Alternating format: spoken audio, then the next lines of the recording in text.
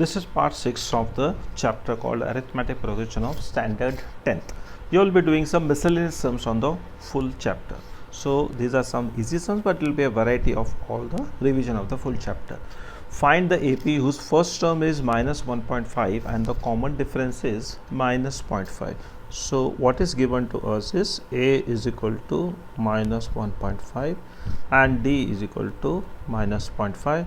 So our AP is always like this: A plus D, A plus 2D, A plus 3D, and so on. So it is minus 1.5, then it is minus 1.5 plus minus 0.5. So we'll keep on adding this, then minus 1.5 plus it is 2 into minus 0.5 and so on. So this is minus 1.5, this is minus 2, minus 2.5 and so on. So this is the AP, is the required AP, is the required AP.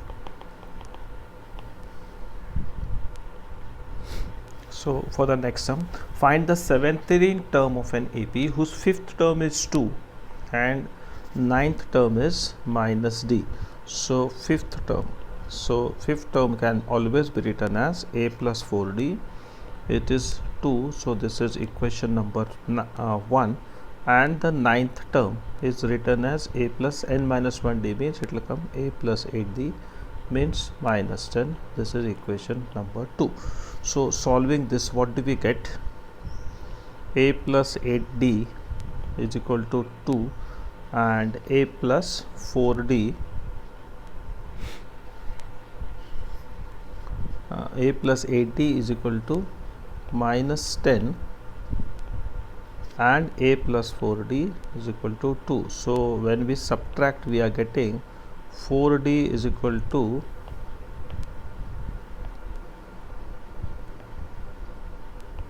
so 4D is equal to minus 12. So D is equal to minus 12 upon 4. D is equal to minus 3. So putting the value of this in this, so A plus 4D, 4 into minus 3 is equal to 2. So A minus 12 is equal to 2. So A is equal to 14. So the 17th term, so when n is equal to 17, so the 17th term is written by A17 is equal to A plus n minus 1 into minus 3. So this is 14 plus 16 into minus 3 means minus 48. So your final answer is minus 34. So we will say, therefore the 17th term is minus 34. We come to the next sum. Find the 8th term from the end of the AP 4, 11, 18, 25 and the last term is 221. So as we have learned, what we will be doing is we will be reversing the AP. So this is our first step on reversing the AP. Reversing the AP. So this is actually 7, so minus 7. So 221, 214 and so on, 11 and last 4. So now we will find the data according to this. So A is 221, D is minus 7 and we want n here. What is n? 8. So what is A8? So A8 is 221 plus 8 minus 1 into minus 7. So this is 221 plus minus 49. 7 into 7 is minus 49. So we are getting A8 is 172. So when we write the statement, we will say, therefore the 8th term from the end of the AP. Now here we have to write the original AP 4, 11, 18 up to 221 is 172. Now the next sum, find the number of terms of the AP 7, 4, 1, minus 2. So we will write down the data. A is equal to 7, D is equal to 4 minus 7 means minus, and the last term is minus 65. So we will put the formula AN is equal to A plus N minus 1 into D. So minus 65 is equal to 7 plus N minus 1. N is what we don't know. Minus 1 into minus 3. So this is minus 65 plus 7 minus 3N plus 3. So this becomes minus 65 is equal to 10 minus 3N. So we will transpose it suitably. So minus 3N when it comes here will become 3N, and minus 65 when it goes here will become plus 65. So 3N is equal to 75. Therefore N is equal to 75 upon 3 means 25. So we will say therefore there are 25 terms in the given AP. So we come to the next sum.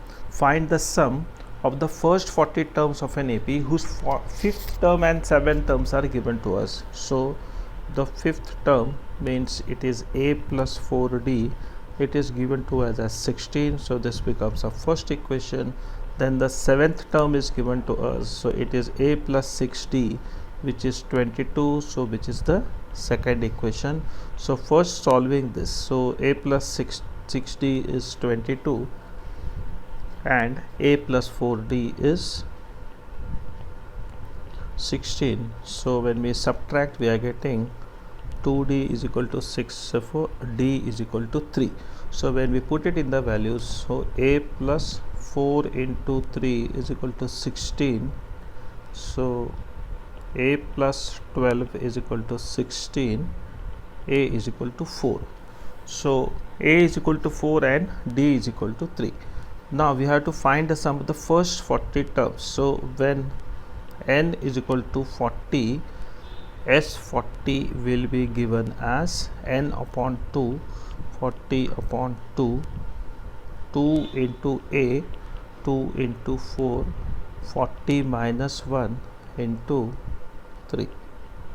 So this is S40 is equal to 20 into, this is 8, 40 minus 1 is 39 plus 3, 117. So we are getting it is 20 into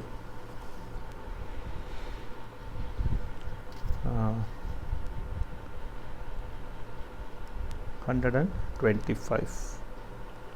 So your final answer is 2500. So we will say the sum of first 40 terms is 2500. Going to the next sum, it is if the ninth term of an AP is 0, prove that the 29th term is double the 19th term. So this is some proof. So what we will do is we will first start with this. So A9 means it is A plus 8D, it is 0. This is statement number 1. So what can be the 19th term? So the 19th term is nothing but 19 minus 1D. So this is A plus 18D. This is your second term, and the A29 means the 29th term. So A29 is equal to A plus 29 minus 1D. So it is A plus 28D. This is your third statement. So from 1, so first we will take the first statement. A plus 8D is equal to 0. So when you transpose this, we are getting A is equal to minus D. So we will putting or substituting A is equal to minus 8D in equation number 2. So what do we get? We get A plus, so instead of A we will be writing minus 8D. So minus 8D plus 18D means it is 10D. So we get A19 is equal to 10D. So we'll have to remember this. Similarly, putting a is equal to minus 8d in statement number 3. So it is a plus 28d. So minus 8d plus 28d, minus 8d plus 28d. So we are getting 20d. Therefore a 29 is 20d. So this I will write as equation number 4 and equation number 5. So from equations number 4 and 5, what do we get? We get a29 is equal to 2 into a19. Hence it is proved, because a29 means 20d and a19 means 10d. So hence it is proved. So going further, how many 3-digit numbers are exactly divisible by 3? So 3-digit numbers are exactly divisible by 7. So which is the smallest 3-digit number? Smallest 3-digit number divisible by 7. Smallest 3-digit number divisible by 7. So if we don't know, we'll have to divide this. 14 sevens are 98, remainder is 2. So 7 minus 2 means 5. 100 plus 5 means it is 105. Now which is the biggest 3-digit number? So the greatest 3-digit number, greatest 3-digit number divisible by 7. So what we have to do is, we will have to take 999 and start dividing by 7. 7 ones are 7, 2, 29, 7 fours are 28, it is 1, 19, 7 twos are 14, so 5. So what we have to do is 999 minus 5 means 994. So this is 994. So now we have two things. We have the first 3-digit number and the last 3-digit number. Now we should know how many multiples are there. So 3-digit multiples of 9. 3-digit multiples of 7. So this is an. We will take this as an is equal to a. So the first 3-digit multiple is 105 plus, I don't know what is n, but I know the difference is 7. So d is 7. So this is 994 is equal to 105 plus 7n minus 7. So this is 994.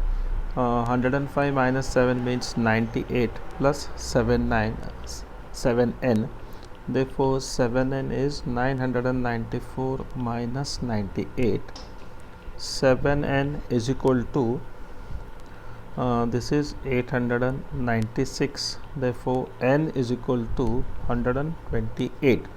So now there are 128. So the sum of 128 multiples